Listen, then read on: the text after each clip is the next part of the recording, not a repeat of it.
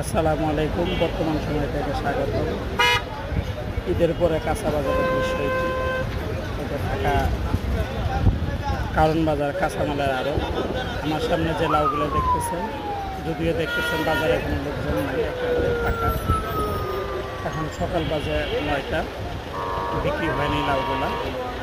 এখন তারা যে লাউগুলো এক জায়গায় খানে দিচ্ছে, আমি জিজ্ঞাসা করলাম প্রতি 20 লাউ তারা এখন বিক্রি করতেছে 10 টাকা থেকে 15 টাকা। তারা রাত্রে থেকে সকাল পর্যন্ত প্রতি 20 লাউ বিক্রি করছিল 25 টাকা, 30-35 টাকা সর্বোচ্চ। কিন্তু সকাল হইতে হইতে তাদের যারা কিনবে এখান থেকে পাইকারি নিয়ে যাবে এই লোকগুলো কমে গেছে। এখন এক জায়গায় খামির দিয়ে রাখতে, আবার পরবর্তীবার বিক্রি করা যাবে। এই যে জালি কুমড়াগুলো, বিশাল বড় বড় জালি কুমড়া, এটাও জিজ্ঞাসা করলাম যে এই জালি কুমড়াগুলো বিক্রি করতেছে।